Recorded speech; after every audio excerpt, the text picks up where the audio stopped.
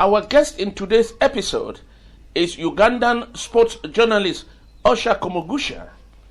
Through her, we shall be looking at the experiences and the life of a reporter in Africa. Usher, let me just take you down to your experience as a reporter covering these various AFCONs. What has been your experience so far? Well, it's been incredible covering African football. We have a very beautiful continent that has a lot of talent, and this talent cuts from players. You have male and female, even referees, officials, everyone who's trying to contribute. Me, really, what stands out is that we have to tell our own stories on the African continent. We have to tell the world what it's like on it, not the world telling us who we are as a people. Because so many people, when they talk about Africa, think about diseases or lions or elephants. It's very rich. Our countries are diverse, but also we are the same. We're the same people. We love our culture, we love our music, we love food. And for me, these experiences are what have stood out for me over the years. And I usually joke on these WhatsApp groups, African, and even my WhatsApp status says I'm an African by nationality. I don't think about myself as just a Ugandan. I'm Union, because if you, by the way, look at the history properly of the Bantu people in Uganda, we believe that they came from Cameroon. And for example, names like Ondoa or Onana, and you think about the Nilotic players, for example, from Uganda, like Onyango, he's Nilotic. We believe that originally they came down like that, and now settled in Uganda, Eastern Uganda as well, and also Western parts of Kenya. So the Jaluos, the Luos, Lugbars, all these people are originally from Cameroon. So we're the same people. If you think about, for example, even Congo, it's colonial borders that are separating us, but we're really the same people. And football, as much as, maybe someone is supporting Leopold or Angola or South Africa, Bafana, it really brings us together. And for me, that's what I love to see and to illuminate that football is one of the greatest, things that Africa has to showcase. As a reporter, still, we've been talking about some of the hazards, information, but then what about the life itself? People usually feel that a journalist moving from Uganda, going to Egypt, to Morocco, to Cameroon is life. Is that what it represents to you? Yes, sometimes.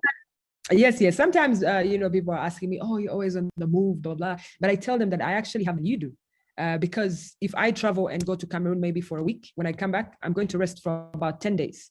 And when I say rest, I have to recap, to recuperate, to think, to plan, which is, something that someone who's working 8 to 5 does not have.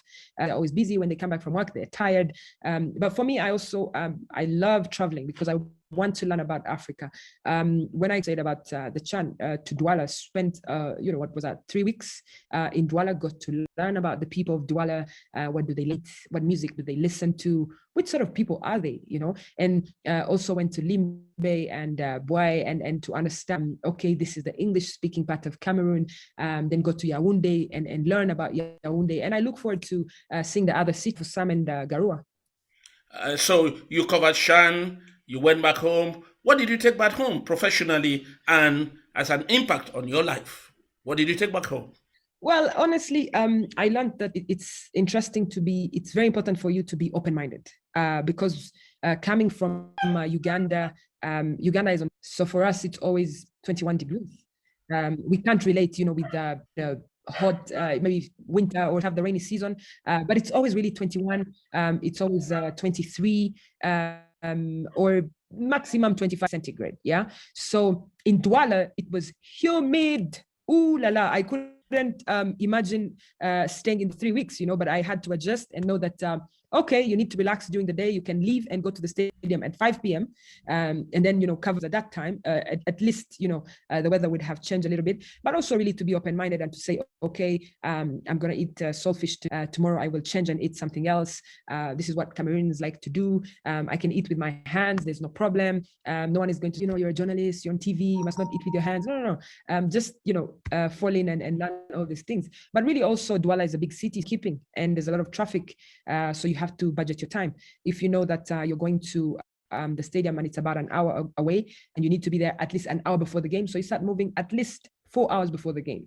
so that, you're not disappointed. You're able to attend the press conferences and things really, but also to meet new people and to make friends from across the African continent and to learn from each of them how they do things back home, and so teach them one or two things. You were in Cameroon in 2018 for a Veterans Night in Douala.